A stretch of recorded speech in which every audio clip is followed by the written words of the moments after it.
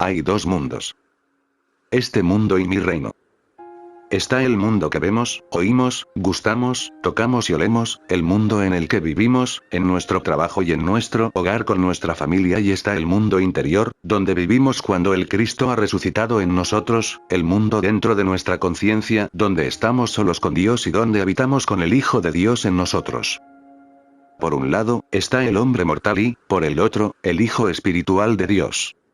Pablo, quien fue enseñado espiritual e interiormente por el Maestro, describió al hombre mortal como la criatura, el hombre natural que no percibe las cosas que son del Espíritu de Dios, porque para él son locura, y no las puede entender, porque se han de discernir espiritualmente, y explicó que todos los que son guiados por el Espíritu de Dios, estos son hijos de Dios. Hasta que aprendamos acerca del hombre que tiene su ser en Cristo, el hombre en el que debemos convertirnos, nosotros somos ese hombre natural, esa criatura, ese mortal que debe despojarse de la mortalidad, ese hombre que debe morir diariamente. El progreso en el camino espiritual será mucho más rápido una vez que se comprenda que este hombre humano o mortal, esta criatura, el hombre natural, está completamente separado de Dios, nunca está bajo la ley o la protección de Dios, y nunca es gobernado o sostenido por Dios. Si así fuera, podría haber asesinatos, violaciones, incendios o guerras. Podría haber muerte si el hombre estuviera gobernado por Dios. Podría haber enfermedades. ¿Podría un avión caer del cielo a toda velocidad para matar a todas las personas que lo habitan? Si el hombre estuviera gobernado por Dios, ¿no habrían disminuido las enfermedades? Pero, ¿no ha aumentado más bien? Por cada enfermedad que se ha logrado controlar, ¿no han aparecido dos nuevas, más mortales que las antiguas? Sin embargo, cada día se elevan a Dios millones y millones de oraciones y luego, cuando llega una solución a los problemas de los males de la carne, viene de Dios o de un frasco de medicina, un antibiótico o un nuevo descubrimiento quirúrgico. ¿No mueren los seres humanos de las enfermedades más horribles y de los accidentes más trágicos? ¿Interviene Dios? Los seres humanos sufren terribles injusticias a manos de otros. Son gobernados por tiranos, se libran guerras, y los justos no siempre ganan esas guerras. En todas las épocas ha habido esclavos, hay esclavos. Solo tenemos que mirar la historia para saber cuántos miles de años este mundo ha sufrido guerras, aunque cada generación ha sentido, como nosotros, que la guerra es mala, que no resuelve nada y que no se deriva ningún bien duradero de ella. ¿Acaso no ha rezado cada generación a Dios para que termine la guerra, y en todos estos miles de años, ha habido alguna vez una respuesta a tales oraciones? ¿No están todavía en esclavitud, ignorancia y pobreza las naciones cuya historia se remonta a miles y miles de años y cuyos pueblos han estado orando a Dios durante todos esos años? Nunca se ha sabido que Dios haya hecho nada por un ser humano mientras éste se encuentre inmerso en las cosas de la carne. La falta de comprensión de este punto hace que muchos aspirantes en el camino se equivoquen, porque siempre están tratando de conseguir que Dios haga algo por un ser humano, pero Él no lo hace. Independientemente de cuánto sufra o disfrute la humanidad, independientemente de que los hombres estén enfermos o sanos, pobres o ricos, no están bajo la ley de Dios, no son alimentados, sostenidos ni protegidos por Dios, y por esa razón las cosas trágicas que le suceden a la raza humana siguen sucediendo generación tras generación, y solo unos pocos escapan al destino común. Esto no tiene por qué ser así, porque tanto Cristo Jesús como Pablo, así como otros antes que ellos, enseñaron que estas experiencias de la raza humana pueden evitarse, y también enseñaron cómo es posible salir de en medio de ellos, y estar apartados, y dar fruto abundantemente. Ese fue todo el propósito del ministerio del Maestro, revelar al mundo cómo salir de en medio de las masas y evitar las luchas, la carencia, los pecados y las enfermedades que acosan a la humanidad. Los seres humanos piensan que pueden añadir espiritualidad a su humanidad, y así alcanzar la gracia de Dios. Esto no puede ser. Tiene que haber un morir cada día, tiene que haber un despojo del viejo hombre. Tiene que haber un despojo de la mortalidad y un revestirse de inmortalidad, tiene que haber una transición del hombre de la tierra al hombre que tiene su ser en Cristo, tiene que haber arrepentimiento. Dios no se complace en la muerte del que muere. Por tanto, convertíos, y viviréis. Tiene que haber un cambio antes de que podamos vivir de nuevo. La mayoría de nosotros pensamos que podemos recurrir a Dios y persuadirlo para que nos añada algo bueno, sin que perdamos, renunciemos o cambiemos nada. Esperamos añadir inmortalidad y gracia divina a nuestro ser humano. Pero solo cuando el viejo hombre que hay en nosotros muere puede nacer el nuevo hombre, solo cuando cambiamos nuestra perspectiva puede empezar a funcionar la armonía espiritual en nosotros y como nosotros. No es que Dios, el Espíritu, vaya a hacer algo por el hombre mortal, material. Es que el hombre mortal, material, debe despojarse de su materialidad para que su identidad espiritual pueda ser revelada. Es absurdo creer que los seres humanos están bajo la ley de Dios cuando todas las oraciones que la raza humana ha inventado jamás han traído a Dios a la experiencia humana. Nunca han traído paz a la tierra, ni han eliminado enfermedades, ni han vencido el pecado o la pobreza del mundo. ¿Han sido respondidas las oraciones de los cristianos, los judíos, los hindúes o los budistas? ¿Por qué no? ¿Qué es lo que está mal? ¿Es Dios una acepción de personas? ¿Es Dios una acepción de razas o religiones? Durante miles de años ha habido seres humanos que han observado todo tipo de rituales sin acercarse jamás al reino de Dios. Jesús lo dejó claro cuando advirtió a sus discípulos que su justicia debía superar a la de los escribas y fariseos, quienes de todos los hombres eran los más escrupulosos en su seguimiento rígido de la ley mosaica. Y sin embargo, Jesús dijo que la justicia de quienes buscan el reino de Dios debe ser mayor que la de ellos. Deben entrar en el santuario silencioso de su propio ser y orar donde los hombres no puedan verlos. No deben limitarse a apoyar el templo o la iglesia. Deben hacer obras de caridad sin que nadie lo sepa. Es fácil ser un ser humano lleno de problemas, que parece ser lo más fácil del mundo. Pero no es fácil ser hijo de Dios, espiritualmente libre de problemas. Cualquiera que trate de vivir el sermón del monte o de renunciar a este asunto del ojo por ojo y diente por diente, cualquiera que trate seriamente de no resistir el mal, cualquiera que intente con seriedad resistir la tentación de devolver mal por mal, encuentra ese camino difícil al principio. Esto se debe a que, como seres humanos, no somos hijos de Dios, ni estamos bajo la ley de Dios. Si queremos ser hijos de Dios, hay un precio que pagar, y el precio es no resistir el mal. El precio es aprender a orar por nuestros enemigos, a perdonar 70 veces 7. El precio es vivir en la conciencia de que nosotros mismos no somos nada. La obtención del reino de Dios tiene que realizarse dentro de nuestro propio ser. Algo debe ocurrir dentro de nosotros, debe haber un recuerdo consciente de que el Cristo mora en nosotros. A través de este recuerdo consciente de nuestra unidad con Dios, la gracia de Dios se vuelve activa, una gracia que nos trae cosas y experiencias que humanamente serían improbables, si no imposibles. Hay una menor dependencia de nuestra mente, nuestra educación o nuestro bolsillo, y una mayor confianza en el infinito invisible. La conciencia se está abriendo para recibir las cosas invisibles de Dios, de las cuales están hechas todas las cosas que son visibles. Toda la vida espiritual tiene que ver con una actividad de la conciencia, una actividad de la conciencia individual de ustedes y de la mía. Vivir como hijo de Dios y no como un ser humano significa morar conscientemente en la realización de una presencia invisible, significa vivir conscientemente en la conciencia de que Dios es el principio que guía y sustenta nuestra vida. Debe haber un cambio de base, debe haber un cambio de conciencia. No es Dios quien viene a la experiencia humana. Es el ser humano quien tiene que renunciar a la experiencia humana, cambiándola por su identidad espiritual. El hecho de que una persona sea buena o mala no es el factor determinante para que la gracia descienda sobre ella. Ha habido y hay millones de personas buenas que nunca han alcanzado su estado espiritual porque la bondad humana no lo produce. Lo que realmente cuenta es el grado de devoción que hay en la búsqueda de Dios. ¿Cuánta hambre y sed de verdad hay? ¿Cuánto anhelo hay de comprender a Dios, de encontrarse cara a cara con Dios? No es lo que es nuestra vida exterior.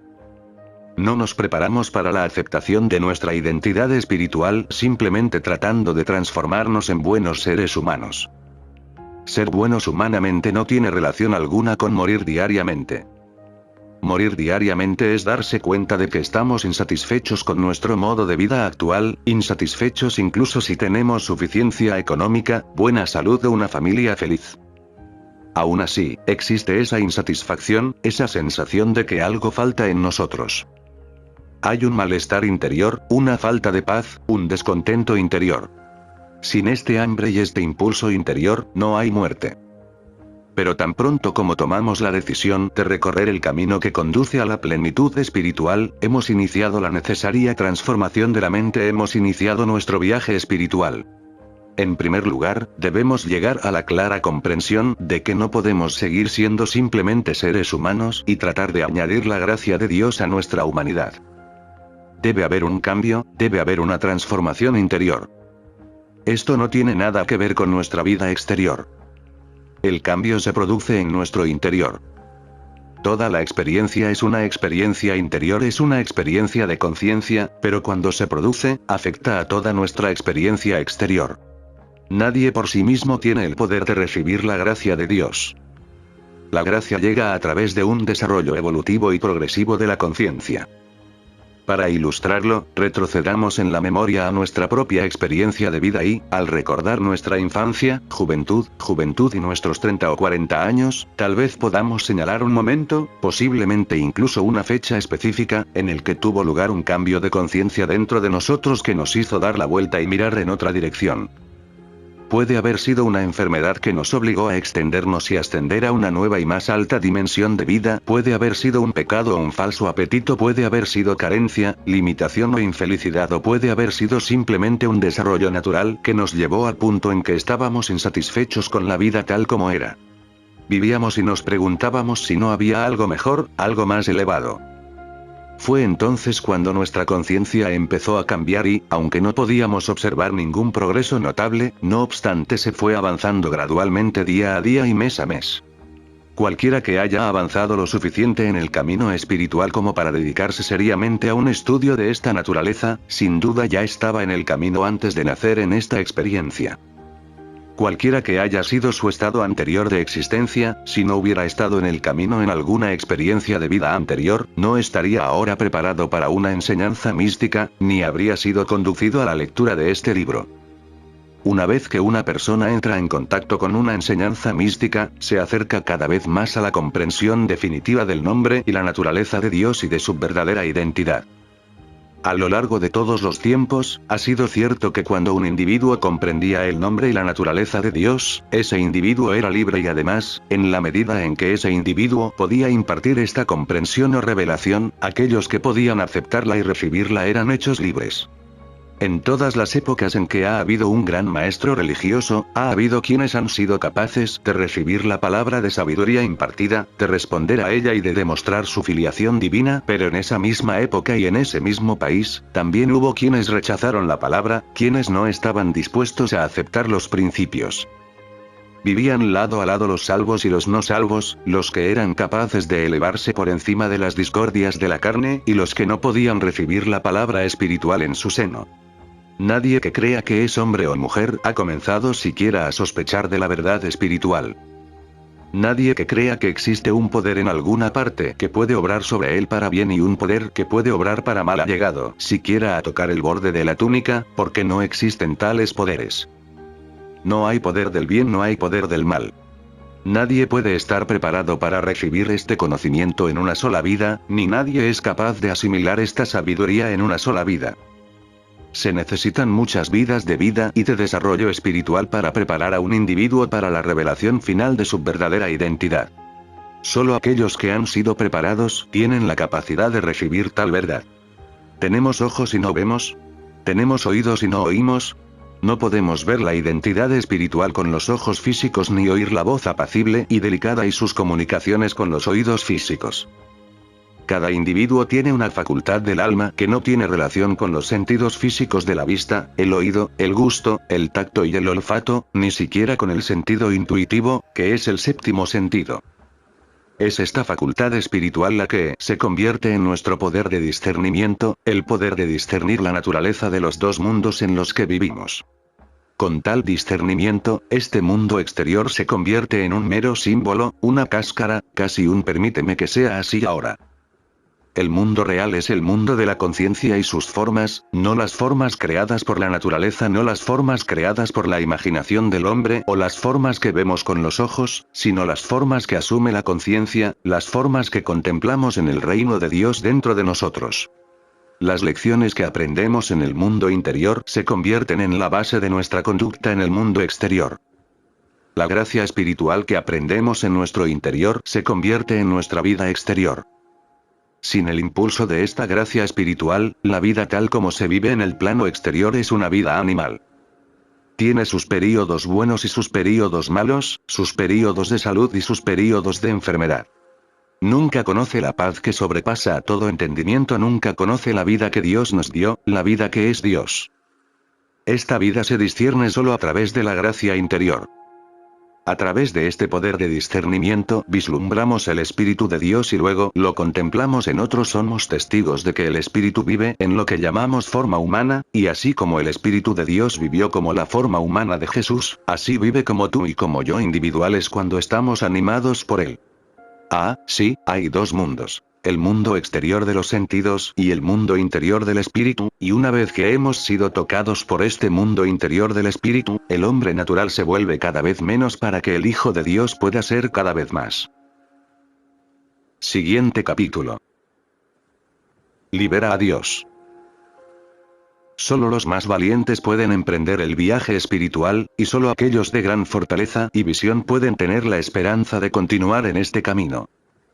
Hace casi 20 siglos, el maestro dejó en claro que el camino es recto y angosto y son pocos los que entran. Prueba de ello es que hasta el momento muy pocos han logrado permanecer en el camino espiritual y seguir adelante. No es fácil superar la superstición, la ignorancia y el miedo y, a pesar de los prejuicios y los fracasos anteriores, emprender la búsqueda de nuevos horizontes. No podemos adoptar nuevas ideas mientras sigamos aferrados a las viejas creencias del pasado. Debemos estar dispuestos a renunciar a nuestros viejos conceptos. Ahí es donde entra en juego el coraje y la osadía. Hace falta coraje para dejar atrás aquello que ha demostrado ser insatisfactorio en nuestra experiencia. Hace falta coraje para mirarnos a nosotros mismos objetivamente y preguntarnos, ¿he adorado sinceramente a Dios? ¿He vivido en alguna medida de acuerdo con mis convicciones acerca de Dios? Cuando nos ponemos a buscar a Dios, debemos ser lo suficientemente valientes para preguntarnos, ¿estoy satisfecho con las respuestas a las oraciones que se han dado al mundo?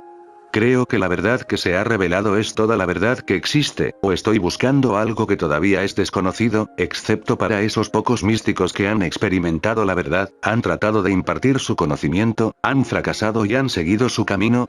La herencia del hombre es la libertad espiritual, y si la revelación de Jesucristo nos ha enseñado algo más, es que tenemos derecho a vivir en la plena libertad del espíritu como hijos de Dios, no como prisioneros de la mente y el cuerpo. La libertad no es una condición de la mente o del cuerpo, la libertad es una condición del alma. Si no encontramos nuestra libertad en el alma, solo encontraremos limitaciones y esclavitud en nuestra experiencia. La libertad no puede ser otorgada a una nación o a una raza de personas. La libertad debe primero realizarse en el ser individual, y luego cierta medida de esa libertad puede ser compartida con aquellos que la necesitan. Nada externo a nosotros puede limitarnos ni obstaculizarnos, porque nuestra libertad debe primero producirse en nuestra conciencia, y esto nadie puede impedirlo, porque afortunadamente nadie puede leer nuestros pensamientos, mirar dentro de nuestra conciencia o saber lo que está pasando en nuestra alma. Así es que donde quiera que estemos, en casa, en la calle o en el trabajo, podemos hacer una transición de la esclavitud de los sentidos a la libertad del alma. Todo esto ocurre dentro de nuestra conciencia. Hay quienes se quejan de que no pueden encontrar esa libertad por falta de tiempo, pero no es que falte tiempo. Eso es solo una excusa que uno utiliza, otro utiliza como excusa su falta de dinero, un tercero, su falta de vista o de oído. Todas esas son solo coartadas y excusas. Algunas personas se quejan de que no pueden estudiar la sabiduría espiritual porque no pueden permitirse comprar libros. Otra excusa. Las bibliotecas públicas de este país y de muchos países del mundo están llenas de libros y enseñanzas de toda índole. Solo se necesitarían unos minutos para coger el teléfono y saber cuántos libros informativos e inspiradores hay en la biblioteca o en una librería de segunda mano cercana. La persona que utiliza su incapacidad para comprar libros como excusa para no estudiar, simplemente está tratando de esconderse de que le enseñen o de asegurarse de que no le enseñen. La libertad se logra dentro de nosotros, y no está a merced del tiempo, de Roney, de las o relaciones de salud, ni siquiera a merced de aquellos países que han hecho leyes contra la religión.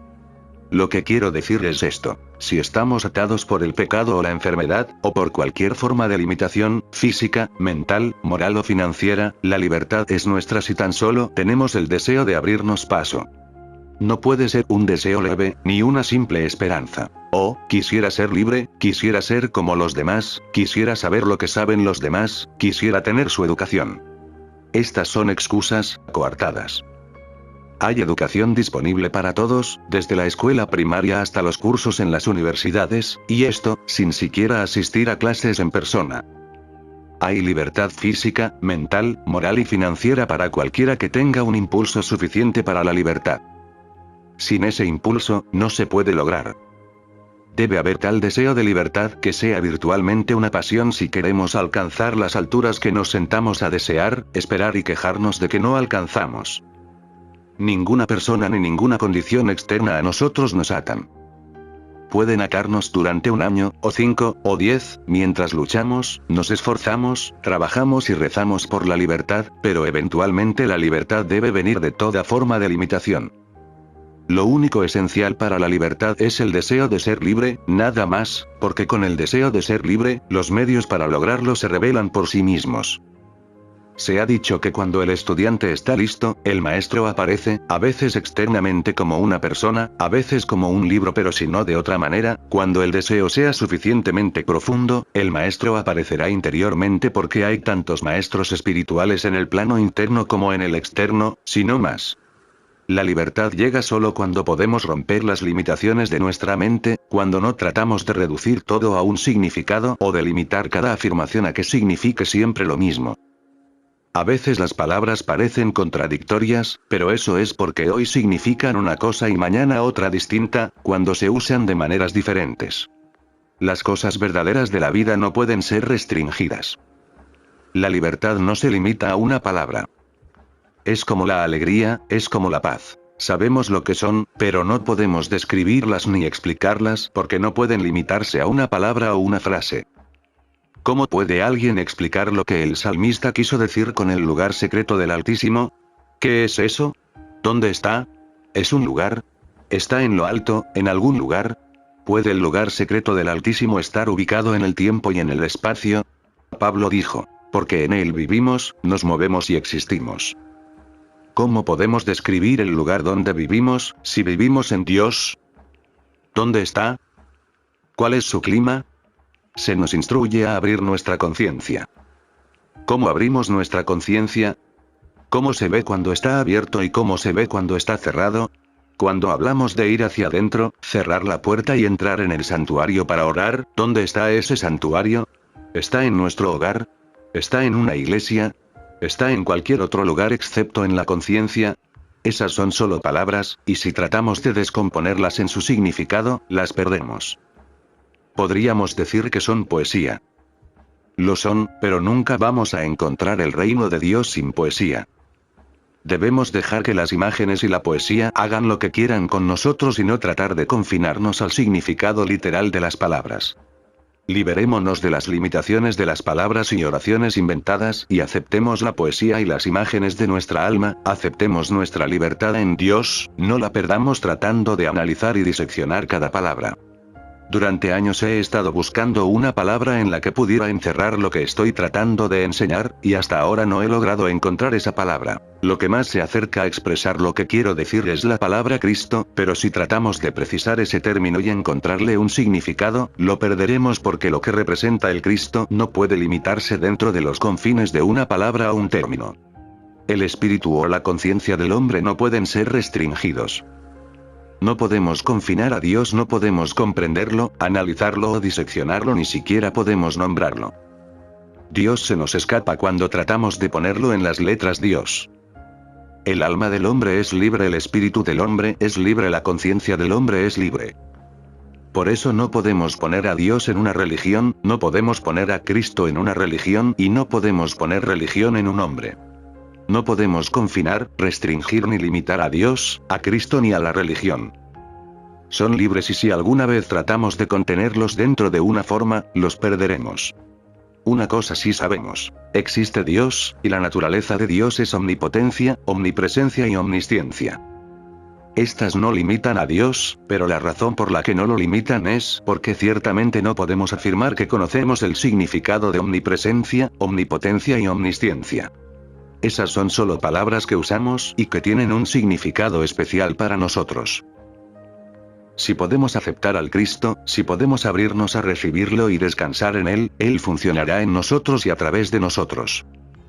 Si tratamos de entenderlo o explicarlo, o de que nos lo expliquen, lo perderemos. No podemos reducirlo a los confines de nuestra mente. Nadie ha tenido jamás una mente lo suficientemente grande como para contener al Cristo, nadie ha tenido jamás una mente lo suficientemente grande como para abrazarlo, y sin embargo el alma del hombre puede experimentarlo. Pero debemos estar dispuestos a experimentarlo, y luego dejarlo ir. Las experiencias vienen, una y otra vez, y se van. Cuando se van, los dejamos ir, porque no es posible que nadie se siente en la nube las 24 horas del día. A quienes se les ha dado mucho, se les espera mucho. Por eso, cuando recibimos incluso un rayo de esta luz espiritual, tenemos que bajar al valle y compartirlo con otros que la buscan. La libertad espiritual está al alcance de todos. Es nuestro derecho de nacimiento. Toda persona en la tierra, sea blanca, amarilla o negra, amiga o enemiga, cristiana o judía, musulmana o budista, tiene derecho a la plenitud de la vida. Pero la consecución de esa plenitud espiritual no se logra a la ligera ni rápidamente. La cuestión es si el deseo de alcanzarla se convierte en el sentido último de la vida o si esperamos alcanzarla en nuestro tiempo libre. No puede llegar de esa manera. Requerirá esfuerzo y lucha. ¿Por qué, entonces, no lo disfrutamos? Solo por ignorancia de Dios y de la oración, porque cuando conocemos a Dios tal como es, cuando entendemos cómo orar y orar sin cesar, descubrimos que ninguno de los males de la tierra se acerca a nuestra morada. Hace falta valentía y audacia para dejar ir a Dios, para reconocer que no conocemos a Dios y que no sabemos orar. Hace falta valor para acabar con lo viejo y buscar lo nuevo, para demostrar que podemos vivir como hijos de Dios, como templo mismo de Dios, glorificándolo. El primer coraje que se requiere es reconocer que nunca hemos orado realmente a Dios, sino que hemos orado a algún concepto de Dios, un concepto que vino de nuestros padres, de una iglesia o de los libros. Sin embargo, no fue Dios el que se nos reveló, porque si Dios se nos hubiera revelado, ahora estaríamos viviendo como hijos de Dios, y todas nuestras oraciones habrían sido respondidas hace mucho tiempo. Nadie puede negar que en la presencia de Dios hay plenitud de vida. ¿Quién sería lo suficientemente presuntuoso como para negar que donde está el Espíritu del Señor, hay plenitud y libertad de todas las discordias de la tierra? A menos que neguemos esto, debemos estar dispuestos a admitir que es verdad, y si es verdad, tendremos que confesarnos a nosotros mismos: no he conocido a Dios. He conocido algún concepto de Dios que he aceptado y al cual he orado, y este concepto de Dios es en realidad una imagen en mi mente, un pensamiento, una creencia o una idea. Admitirlo requiere coraje. Si Dios es infinito, es evidente que no puede estar contenido en la mente, pero seguimos creyendo que algún concepto de Dios que tenemos en la mente es el Dios infinito. Si el Espíritu de Dios estuviera tan cerca de nosotros como para estar dentro de nuestra mente, seríamos hijos de Dios y, como tales, estaríamos apartados de esta tierra. Pero, en lugar de tener el Espíritu de Dios, lo que realmente tenemos es solo un concepto de Dios, un concepto que puede visualizar a Dios como un hombre con una larga barba blanca sentado en una nube, como un hombre colgado de una cruz o como 100 conceptos diferentes. ¿Y qué hacemos? Oramos a estas imágenes en nuestro propio pensamiento y esperamos recibir respuestas de ellas. ¿Es eso sensato? ¿Es razonable? Ninguna imagen que pueda concebirse en la mente puede ser jamás Dios. Ningún concepto de Dios que haya tenido jamás el hombre tiene el poder de responder a una oración. Entonces, ¿no es el reconocimiento de que Dios es demasiado grande para que lo limiten la mente y el cuerpo el primer paso que debe dar un buscador? No te harás imagen tallada. No te inclinarás a ellas ni las honrarás. ¿Qué diferencia hay entre que la imagen tallada sea externa a nosotros o una imagen en el pensamiento? Sigue siendo una imagen tallada que nosotros mismos hemos tallado de nuestro propio pensamiento. Deshagámonos de las imágenes talladas, no tengamos imagen de Dios, no creamos en lo que es Dios. Nadie sabe qué es Dios, pero si pensamos en Dios como omnipresencia, estamos libres de conceptos porque, puesto que Dios existe, Dios debe estar aquí, allí y en todas partes. No hay ningún lugar donde Dios no esté, o Dios no sería un ser infinito. Si pensamos en Dios como omnipotencia, no estamos construyendo ninguna imagen de Dios. Simplemente estamos afirmando que Dios es el único poder que existe, el poder absoluto y el poder omnipresente. Si pensamos en Dios como omnisciencia, entonces tampoco estamos construyendo una imagen en el pensamiento. Simplemente estamos dándonos cuenta de que no podría haber un Dios si su naturaleza no fuera inteligencia infinita. Inteligencia infinita, poder absoluto, presencia absoluta. Y aún así no hay ninguna imagen en nuestro pensamiento, todavía no hay ninguna imagen en el pensamiento, todavía no hay ninguna creación de un Dios a nuestra imagen. En definitiva, debemos abandonar todo concepto que hayamos tenido de Dios, toda imagen, toda creencia. En el momento en que pensamos en la omnipotencia, la omnipresencia, la omnisciencia, no tenemos tiempo, ni espacio, ni lugar, ni existe tiempo, lugar o espacio donde no exista Dios. Esto puede hacer que algunos griten: «Oh, me habéis quitado a mi Señor. ¿Dónde lo habéis enterrado?» Sí, lo hemos hecho, y ese es un lugar muy saludable al que acudir. El lugar donde nos han quitado a nuestro Señor. ¿Pero fue nuestro Señor o fue nuestro concepto de Señor lo que nos quitaron? No piensen ni por un minuto que cada uno de nosotros no es culpable de haber creado un Dios y luego de haber ido a Jerusalén a buscarlo, a Roma, a la Meca o a algún otro lugar. Todos lo hemos hecho. Es parte de la naturaleza humana, es parte de la creencia de que somos hombres y de que en algún lugar está Dios. ¿Y si pudiéramos lograr que ambas cosas se mantuvieran unidas? Originalmente, esto era parte del paganismo, esto de hacerse una imagen mental de lo que es Dios y luego salir a buscarlo. Más tarde, este sentido de separación de Dios se convirtió en parte de la enseñanza del cristianismo. El principiante que piensa en Dios como algo lejano, que tal vez solo cree a medias que realmente existe un Dios, debe ser guiado a reconocer que hay un Dios y que es su placer darle el reino. Pero esa es realmente una trampa a la que lo estamos llevando, porque cuando cree que hay un Dios y que Dios está dentro de él, entonces después, cuando está maduro, le decimos: «Ahora, tíralo a la basura». Esa imagen estaba bien para ayer, pero hoy descartemos todas las imágenes. ¿Quieres decir que no hay Dios, que Dios no está dentro de mí, que no hay Dios por encima de mí, que no hay Dios aquí conmigo? No, no es eso lo que quiero decir.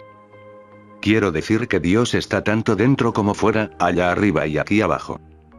Ahora estamos haciendo una transición, habiendo obtenido una mejor imagen en la mente que la que teníamos antes, pero solo con el propósito de conducirnos paso a paso hasta el momento en que podamos decir: «Ahora quédate quieto y conoce». Eso es todo, solo quédate quieto y conoce, pero estamos sin saber nada porque cualquier cosa que sepamos será incorrecta, solo un objeto de los sentidos, un objeto en la mente. Dios es, basta con saberlo. No hay imágenes. No hay conceptos. En el momento de no saber, no en un momento de vacío, de aburrimiento o de quedarse dormido, en una vibrante vitalidad, se experimenta a Dios. Entonces descubrimos que a través de esta experiencia vivimos, nos movemos y tenemos nuestro ser en Dios, y Dios en nosotros. La mente y el cuerpo no pueden contener a Dios, y Él está tan lejos de nuestra imaginación que nadie puede dibujar imágenes de Él ni tener ideas o conceptos mentales de lo que Él realmente es. Todo lo que podemos hacer es declarar con todo nuestro corazón y alma que Dios existe. Solo Dios puede mantener y sostener los cielos y mantener el sol, la luna y las estrellas en sus órbitas. Solo aquello que está más allá de la capacidad del hombre para concebir podría producir una sabiduría como la que se evidencia en el ingenio del hombre al descubrir los principios que sustentan las invenciones que dieron lugar a la fabricación y el uso del automóvil, el avión, la radio, el teléfono, la televisión, los cohetes espaciales y la energía atómica. Solo del almacén de Dios pudieron emanar estos principios. ¿Quién puede estirar su imaginación lo suficiente para concebir qué es Dios? Dios que es la fuente de todo lo que existe en el cielo, en el aire, en la tierra y en las aguas debajo de la tierra. Nosotros, criaturas terrestres, solo conocemos un pequeño rincón del universo, una pequeña partícula llamada Tierra, pero ¿cuál debe ser la sabiduría de Dios que abarca los innumerables planetas, soles, lunas y estrellas de este y todos los demás universos? Pensemos en los descubrimientos e inventos de los siglos pasados, y luego recordemos que un siglo entero no tiene más importancia ni significación en la mente de Dios que un grano de arena en todas las playas del mundo.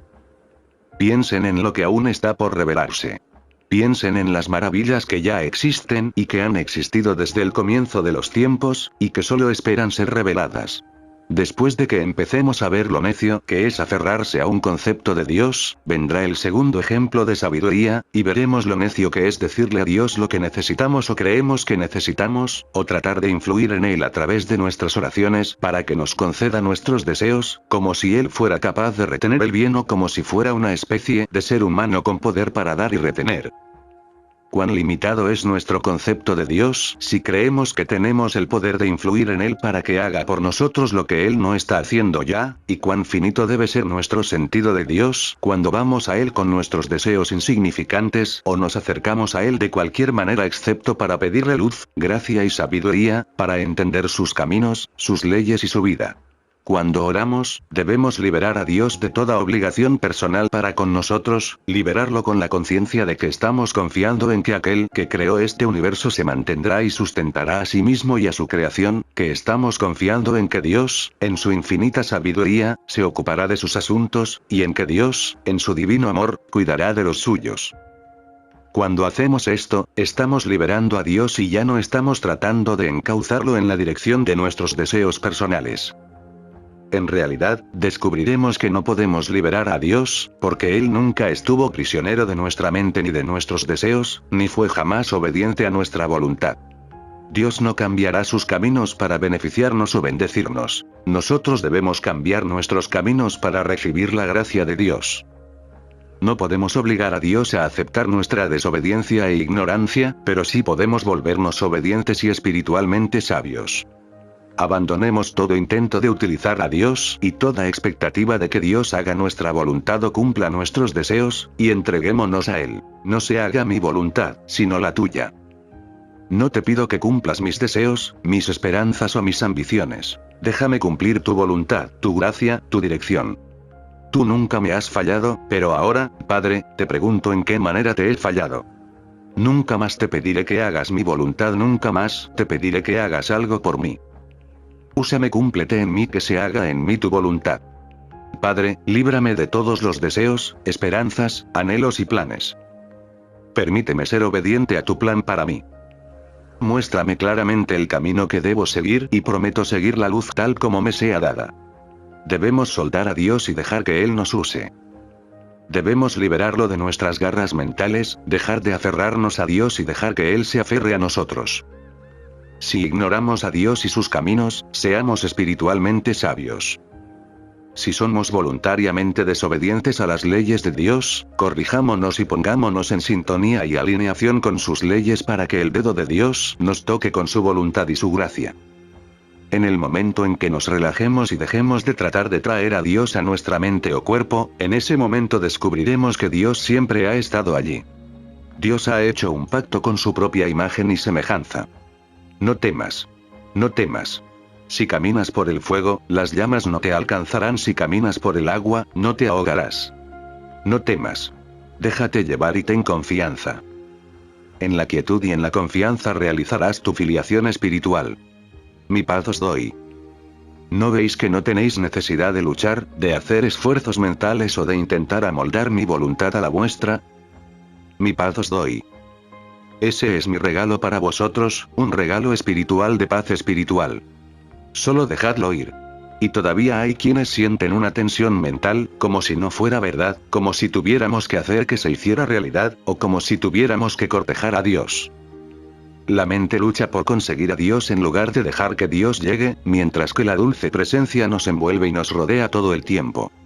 No podemos obligar a Dios a hacer nuestra voluntad, pero eso no nos deja sin esperanza. Más bien, nos da más valor y fuerza porque sabemos que no hay necesidad de llegar a Dios para influir en Él o persuadirlo. Cuando aprendamos eso, nos daremos cuenta de que, en lugar de liberar a Dios, nos hemos liberado de los conceptos finitos de Dios, de nuestras creencias supersticiosas e ignorantes sobre la oración y de la creencia pagana de que sabemos más que Dios y tenemos más amor que Él. Cuando oramos por nosotros mismos o por nuestro prójimo, evidentemente pensamos que sabemos mejor que Dios cuál es nuestra necesidad o cuál es la necesidad de nuestro prójimo, y además que tenemos el amor de querer que ese prójimo lo tenga, pero creemos que Dios no sabe ni tiene necesidad ni amor para querer satisfacerla. En lo más profundo de nuestro corazón sabemos que eso no es verdad, aunque esa sea la imagen humana. Sin embargo, con o sin imagen humana, no es así en absoluto. Dios no es el sirviente del hombre y Dios no actúa de acuerdo con lo que el hombre piensa que debería ser o cómo debería obrar. Si se dejara al hombre la tarea de dirigir los asuntos del mundo, todos sus amigos y parientes serían bendecidos y todos sus enemigos maldecidos. Entonces, mañana, cuando su enemigo se convierta en su enemigo, este procedimiento podría invertirse por completo. Podría comenzar a orar por el enemigo que ahora se ha convertido en su amigo y maldecir al amigo que se ha convertido en su enemigo. Dios no es así. Dios no es cambiante como nosotros, y debemos abandonar estos conceptos infantiles de Dios y crecer hasta la adultez espiritual, sin intentar decirle a Dios cuál debe ser su gracia ni cuándo, sino descansando en la confianza de que su gracia es nuestra suficiencia y liberándonos de la idea absurda de que podemos llegar a algún Dios que, si le place, puede hacer algo por nosotros. Entreguémonos al ritmo de Dios y, de ese modo, convirtámonos en parte del ritmo de este universo. El Maestro nos dio instrucciones explícitas sobre cómo hacerlo. No os preocupéis por vuestra vida, reino, porque a vuestro Padre le ha placido daros vida eterna. No os preocupéis por vuestra provisión, porque a vuestro Padre le ha placido daros provisión. No os preocupéis por la paz en la tierra, porque a vuestro Padre le ha placido daros paz en la tierra. Sigamos las enseñanzas del Maestro. Dejemos de creer que nuestra sabiduría es mayor que la sabiduría de Dios, o que nuestro amor es mayor que el amor de Dios, y aceptemos en silencio la gracia de Dios. El silencio es la única forma de oración espiritual. Es cierto que podemos utilizar palabras y pensamientos para elevarnos a una atmósfera en la que podamos estar tranquilos, pero las palabras y los pensamientos que utilizamos no son oración, son simplemente ayudas para elevarnos a las alturas en las que se puede experimentar la oración. Para que la oración sea eficaz, las palabras o los pensamientos que utilicemos en las etapas preliminares de la oración deben detenerse con el tiempo y debemos retirarnos a nuestro interior con la actitud de habla, Señor, que tu siervo escucha. Ya sea que se necesite un día, un año o muchos años, es imperativo tener esos períodos de silencio hasta que oigamos esa pequeña voz interior y sintamos la presencia y su poder. No tenemos que ir a ninguna parte para encontrar a Dios. Llevamos a Dios dentro de nosotros, no en nuestra mente ni en nuestro cuerpo, y sin embargo el reino de Dios está dentro de nosotros. Dios constituye nuestro ser, Dios constituye nuestra vida, por lo tanto, nuestra vida es tan eterna e inmortal como la vida de Dios, porque solo hay una vida. Dios constituye nuestra conciencia, por lo tanto, nuestra conciencia es la misma conciencia que la conciencia de Dios. No hay dos, solo hay uno. Yo y el Padre uno somos. El que me ve, ve al que me envió. Solo hay una vida, vida infinita, solo hay una conciencia, conciencia infinita, solo hay una alma, alma infinita. El alma de Dios abraza al hombre, la conciencia de Dios contiene al hombre y la vida de Dios es la vida del hombre, no una parte de ella, sino toda ella. Para orar correctamente, entonces danos más de lo que ahora tenemos. Lo que significa liberar a Dios de cualquier obligación de verdadera oración es una comprensión de que Dios constituye nuestro ser y nuestra vida. Dios es el Padre, y Dios es el Hijo, y todo lo que Dios Padre es, Dios Hijo es, y todo lo que Dios Padre tiene, lo tiene Dios Hijo. Todo el dominio, la gracia y la gloria. Orar sin cesar es regocijarnos todo el día de que la gracia de Dios está obrando en nosotros y a través de nosotros sin que nosotros se lo digamos ni le supliquemos, sin que pidamos ni deseemos nada de Dios, porque Él ya nos ha dado todo el bien y solo tenemos que estar quietos para darnos cuenta de ello y manifestarlo. Hemos buscado todo tipo de poder en el cielo y en la tierra para satisfacer nuestras necesidades, excepto uno, y ese poder es el que está dentro de nosotros. Ese poder no está en el cielo ni en la tierra, no se encuentra en un libro, en un edificio ni en los grandes maestros. Es cierto que está dentro de los grandes maestros, pero está allí exactamente en la misma medida en que está dentro de ti y de mí, y en ningún grado mayor. Todos somos iguales ante Dios, y la gracia de Dios que ha dado espiritualidad a uno se la ha dado a todos. La única diferencia es que solo unos pocos parecen haber tenido acceso a ella porque solo unos pocos han aprendido que el poder de Dios se manifiesta en el silencio y en la quietud. Es un poder que no podemos usar, pero que podemos permitir que fluya de nosotros al reconocerlo y comprenderlo. A medida que caminamos por la tierra, dándonos cuenta de que el reino de Dios está en nuestro interior, estamos liberando este poder y dejándolo fluir de nosotros hacia el mundo, pero si tratamos de usar el poder de Dios o de impulsarlo hacia el mundo, lo perdemos. Es cuando nos damos cuenta tranquilamente, en paz y con confianza de que todo el poder de Dios está dentro de nosotros que lo tenemos. Solo necesitamos estar tranquilos y saber que Dios en medio de nosotros es poderoso, y luego continuar con nuestro trabajo diario, sea cual sea. Limpiar la casa, pintar cuadros, construir edificios o ministrar a los enfermos. Hacemos todo lo que se nos pide que hagamos, siempre dándonos cuenta de que somos solo testigos de la gloria de Dios y del reino de Dios dentro de nosotros.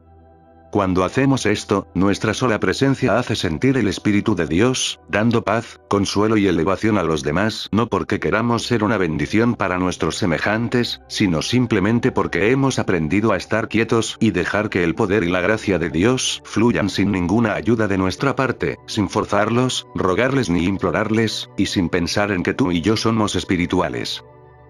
Hay un solo Espíritu, y ese es Dios en medio de nosotros. Deshonramos a Dios si pensamos que Él nos niega a nosotros o a cualquier otra persona sabiduría, integridad, lealtad, fidelidad, justicia o armonía.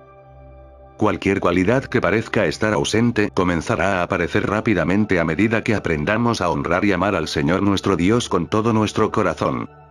Descansaré en la seguridad de que tú, Dios, conoces mi necesidad antes que yo, y es tu buen placer darme el reino.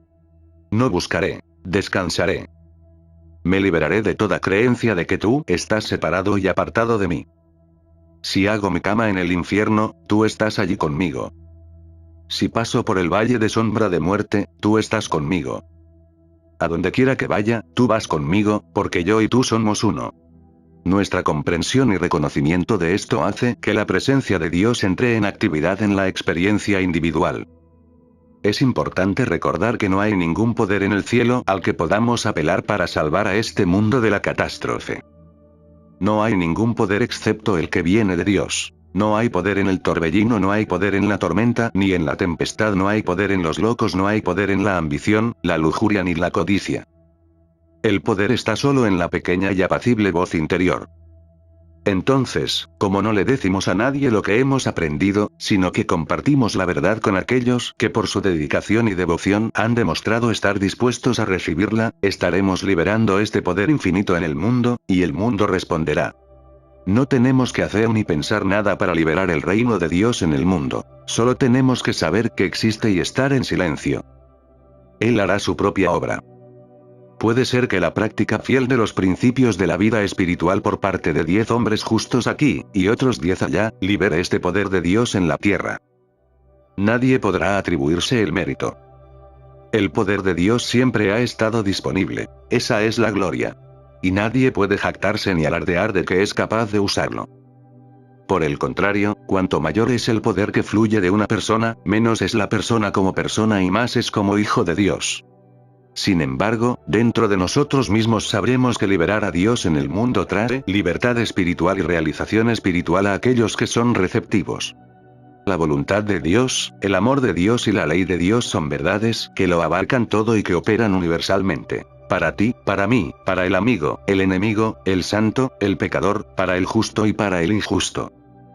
La actividad de Dios no se dirige a ti ni a mí, y sin embargo, nos incluye a ti y a mí. Abraza a todos los hombres por su carácter de todo incluido. No podemos traer a Dios a nuestro cuerpo o a nuestra mente. Dios ya es la vida de cada cuerpo es el templo del Dios vivo, ya sea animal, vegetal o mineral. Ahora estamos bajo la ley de Dios, el amor de Dios y en el ser de Dios, no al traer a Dios a nosotros, sino al traernos nosotros mismos a Dios y al colocar a cada persona, tanto santa como pecadora, en Dios. Los que se acercan a Dios son los beneficiarios de la gracia de Dios. Los que tratan de finitizar a Dios y atraerlo hacia sus mentes y cuerpos lo pierden. Lo pierden y lo tienen. Cuando nos liberamos de la lucha mental y dejamos que Dios haga su voluntad aquí donde estamos, y en todo este universo, hemos liberado a Dios y nosotros mismos somos libres. Liberaos. Las cadenas que nos atan están en la mente. Con ella tratamos de aferrarnos a Dios. Si dejamos que nuestra mente se relaje, nos daremos cuenta de que no podemos aferrarnos a Dios, pero que Dios puede aferrarnos a nosotros. No podemos usar la mente para conseguir a Dios. Nuestra mente tiene una función y puede operar de manera constructiva en nuestra vida, pero no tratemos de usarla para conseguir a Dios. No hay lucha excepto en la mente. Cuando la mente está en calma, no hay tensión y Dios se convierte en una presencia viva. El Cristo, la individualización y la experiencia individual de Dios, ha cobrado vida en nosotros. Lo sentimos como una presencia, como un manto que nos envuelve.